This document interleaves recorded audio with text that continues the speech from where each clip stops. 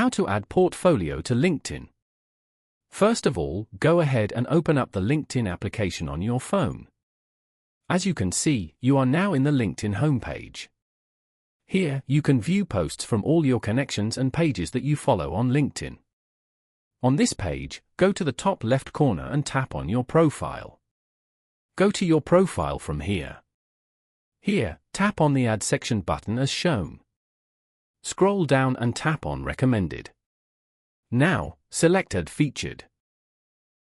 You can now feature what you're proud of over here.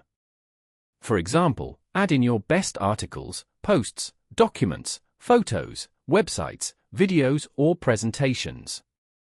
Go to the top right corner and tap on the plus icon. Then, tap on Add a Link. You can use this for videos, articles, and websites. Now, paste or type in the link to the file or page in this box. You can repeat this to add other links to your profile as well. Following these steps, you can easily add portfolio to LinkedIn.